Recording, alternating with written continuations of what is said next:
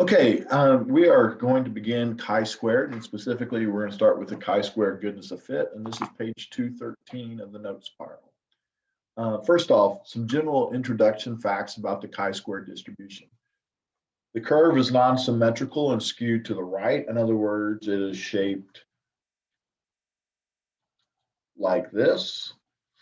And because it's shaped like this, we know the median will be less than the mean. And for our purposes, for the chi-square test that we'll be running is going to extend from 0 to positive infinity. There is a different chi-square test for each degree of freedom. In other words, as sample sizes changes, we'll have a new chi-squared, just like we did with the t distribution. Now, the t distribution had an n-1. The chi-square distribution, we'll talk about the degrees of freedom as we get to each test, because there are multiple different types of chi-square tests. The test statistic is always going to be greater than or equal to 0. So our test statistic will always be greater than or equal to 0. It's always positive, and that's what the graph would indicate, because we went from 0 to positive infinity. If our degrees of freedom ends up being greater than 90, the chi-squared approximates the normal. That doesn't mean it is normal, it just means it approximated. And just like we said here, the mean is located to the right of the median, but that's because of the shape of the distribution. That is due to the shape, and that is that it is skewed to the right. Okay. As I mentioned just a moment ago, there's more than one type of chi-squared test. In fact, there are 3, and we will be running all 3 of them, not in this video, but throughout the week. So we have the chi-squared goodness of fit test, and it tests to see if a sample distribution matches some known distribution. In other words, we have a single sample, we're going to compare it to some known situation, and we're going to look for these keywords: historical, previous, model, matches, all right? Or does it look like something? Okay, so that's the chi-squared goodness of fit test. Then we have a chi-squared test of independence, which tests to determine whether or not 2 or more variables from a single sample, again, a single sample, but this time we have 2 variables, are associated or related or are independent. And the keywords we're looking for are independence, association, relationship, and I guess we should probably add the word dependent as well. So if we have those words, we're probably running a chi-squared test of independence. And the third test is the chi-squared test of homogeneity. And I have to say, these 2 right here, when you actually run them, look exactly the same. Okay, and the only difference is in the set is in the definition. Test to see whether a single variable sampled from 2 or more populations. All right, here we have 2 or more variables from a single population. Here we have 2 or more populations in a single variable. And it's the way to look at it is, does it look like a test of independence? It won't say those words, but they ask for proportions or ratios. Now, the nice thing about the chi-squared, all chi-squareds have exactly the same formula, all right? So regardless which test you're running, it's going to be set up with chi-squared equals observed minus expected squared over expected. Not only that, even though we have 3 different chi-squared tests, on AP, when you have to name the test that you're running, if it's a free response question, just call it a chi-squared test. You don't even have to say which one of the 3 you are running. And they all 3 have exactly the same formula. And the formula is observed data, so our observed minus our expected. That difference is squared divided by the expected. Now this says from theory, and what I mean by that is the theoretical or the expected. So this is a theoretical probability, or a theoretical expected, I should say. And n, by the way, is the number of different categories. Now that is only true for the chi-square goodness of fit test. This formula works for all three tests. The degrees of freedom here is only the goodness of fit. And I'm going to abbreviate it, goodness of fit. Why? Because that's what your calculator does. They call it the chi-squared GOF or GOF, goodness of fit. So the chi-square goodness of fit test to see if a sample distribution matches some known distribution.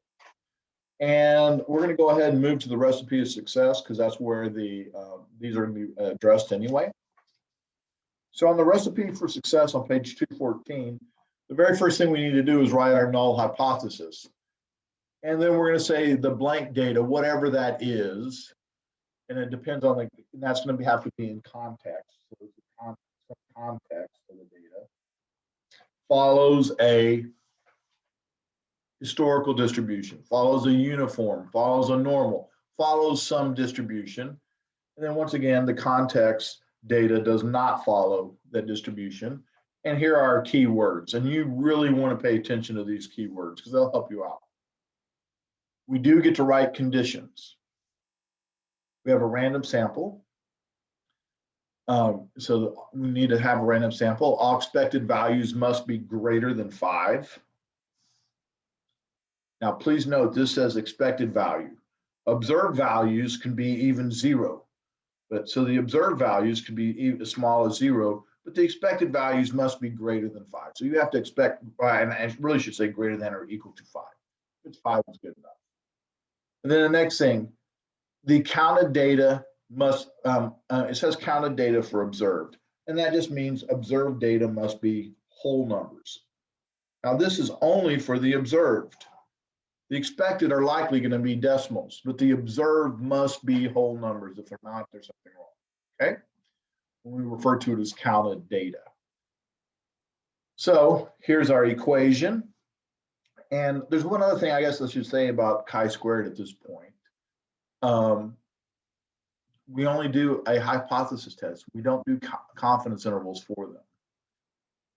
So here's our equation. Typically, we're going to have to calculate our expected values, and we'll work on that. And it's basically going to be just calculating a basic probability, usually not very difficult. And we're going to always have, because we have multiple expected values and multiple observations, we'll observe the first one minus the expected squared, all the way to the observed minus the last one and its expected value. Then we're going to run the test through the calculator, get a p-value, and we're going to state our conclusion. All right. And our conclusions look like this. Our p-value is, we reject the null, there's sufficient evidence that alpha equal whatever to suggest that the distribution matches, or the distribution is different, or the distribution is not the same, okay? All right, so here we go. Scenario 1, and this is page 215.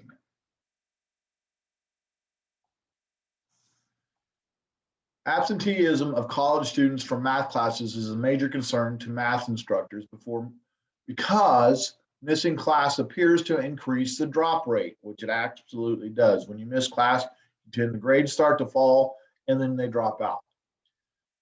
3 statistics instructors wondered whether the absentee rate was the same. So we're looking for the same, and here's my key word, for every day of the class week. They took a random sample of absent students from 3 of their statistics classes during 1 week of the term. The results of the survey appear in the table. Whenever they give you a table like this, you need to total it out. Just make that part of your, it's just good practice. And it really doesn't matter whether you're doing a chi-squared or some other probability test. So I'm going to go ahead and total these out. So we're going to go 28 plus 22, 28 plus 22 plus 18 plus 20 plus 32, and it equals 120. So there's my total. All right. And it says run a hypothesis test to test the appropriate to the answer to the professor's question. The key word here is same. All right. So the null hypothesis here is the absentee data. And you're like, well, wait a second, where'd you get that? And I was like, well, right here. They're interested in absenteeism. So absenteeism or absentee data, doesn't matter. The absentee data follows a uniform distribution. Now you're probably going, in there, and once in there mentioned uniform, but it said same. And if it's the same, that means they're looking, hey, is Monday the same as Tuesday, is the same as Wednesday, is the same as Thursday, as the same as Friday. They're looking to see if it follows the same. Now, if you didn't recognize it as uniform, you can say the absentee data, and I should have written the word data, I left that off. The absentee data follows a uniform distribution. The absentee data is the same for each day of the week. All right, would have been fine. That would have been fine as well if you didn't recognize as uniform. And so the alternative, the absentee data does not follow a uniform distribution. And by the way, with the chi-square test, you're going to have to write these out. All right, you're going to have to write the null and the alternative out. Well, our first condition is we need a random sample. And it says they took a random sample. Awesome. Random sample. Surprising as it is given. And regardless of whether, you always have to address it. And so even if it's given, you have to tell them, hey, yeah, this is one of the conditions and it was met. Expected values. Our expected values is our next condition, and we need to check to see what they are. Well, what are our expected values? And normally they're not going to give you space on a table like this. You're going to have to make room somewhere. Well, if they're looking for it to be the same and there's 120 absences, well, that means 120 divided by 5 equals 24. I expect each day of the week, if they're the same, to be 24. Now, that was because they're uniform. And if I add those up, they're going to add up to 120 as well. So because it said it was the same, that was a really easy one, 120 divided by 5. Sometimes it won't be, and we'll see that in some of the other videos or any other examples. I believe it's scenario 3 and 4 have different ones. So in this case, all expected values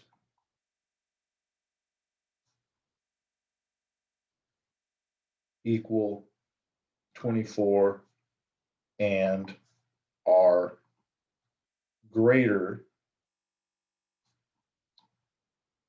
than 5. Okay. Now, there's sometimes I'll just say see table expected values in the table, they're greater than 5. And you can do that. You can say see expected values in the table, great, they're all greater than 5. And that's fine as well. 3.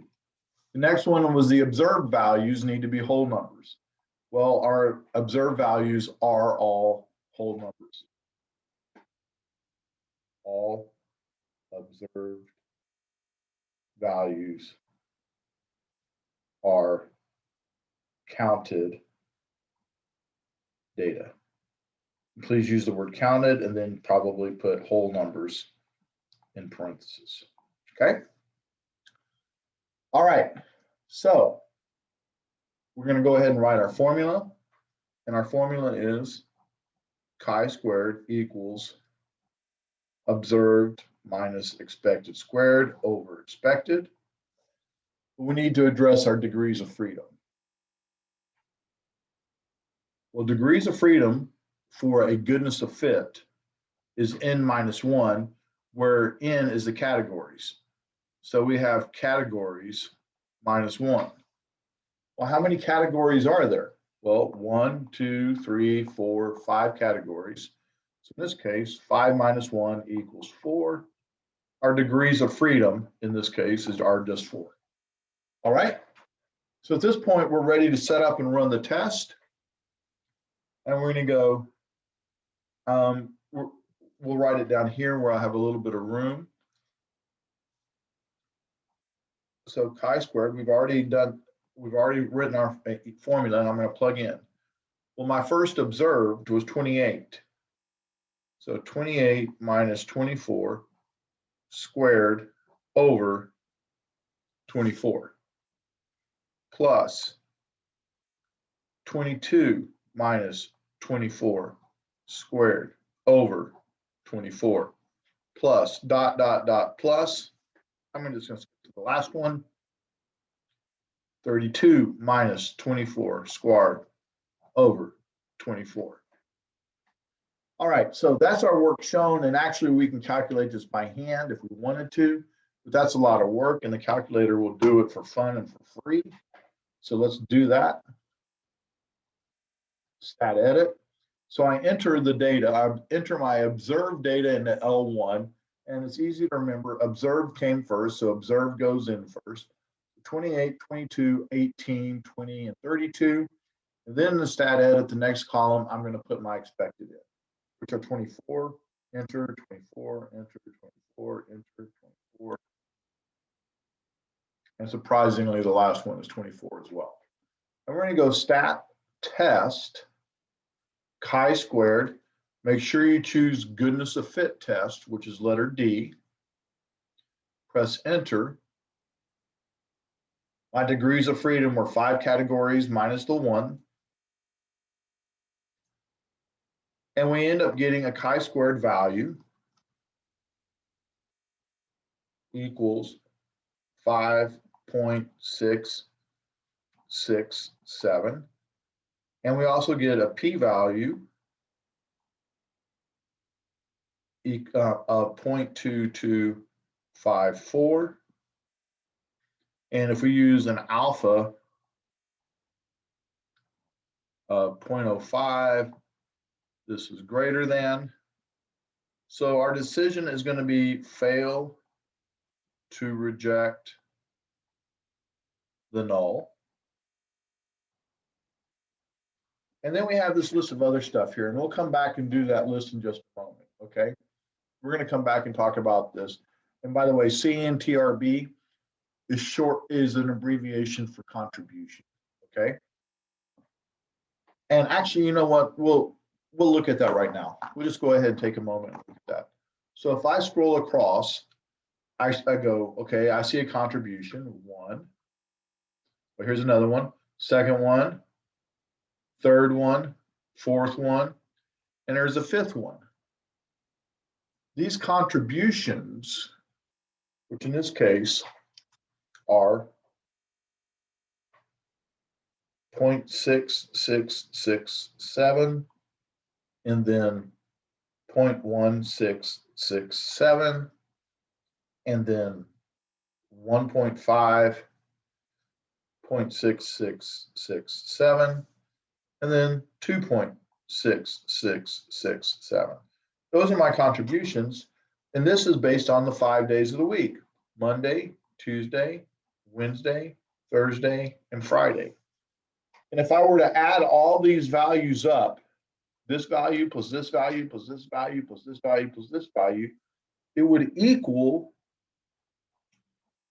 5.667. You're like, well, okay, that's neat. Where did they get those values? Well, I'm going to work with the largest one just because it's the biggest one. It had the biggest contribution. It added the most. And that's going to be this last one. That was Friday. And 32 minus 24. And I'm going to square that value. And then I'm going to divide back by 24, because that's the formula. 32 minus 24 squared divided by 24. And I end up getting 2.667. So basically, these are the individual parts of it. And it says, hey, you know what? Friday differs the most from the expected. All right. And because it's squared, it doesn't tell you whether it differs in a positive, whether there's more absences or less absences. It just says it differs the most from the expected. So Friday differs the most from the expected, it adds the most. But even when he's added everything up, and I guess for that same thing, we can say Monday and Thursday differ the least. Oh, excuse me, Tuesday differs the least. Tuesday has the least difference, and Friday has the most difference. All right. But when we summed all these up, we got this is our chi-squared value. The probability of that chi-squared value is 0.05, and so we're going to fail to reject the null.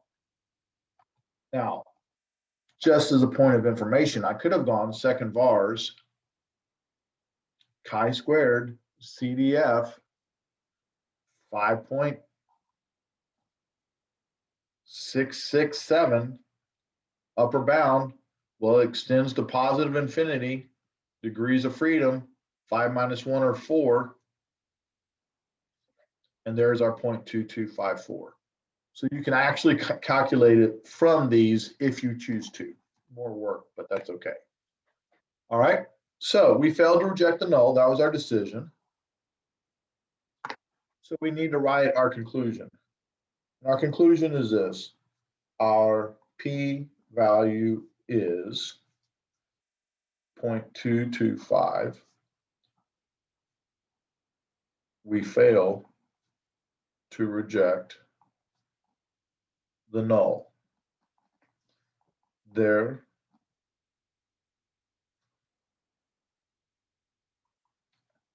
is not sufficient evidence at, we chose an alpha of equal to 0.05. At alpha equal 0.05, we could have chosen whatever we wanted to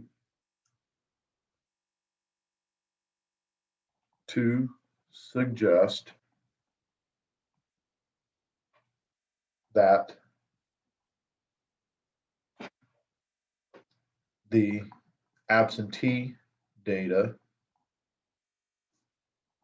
does not follow the uniform distribution.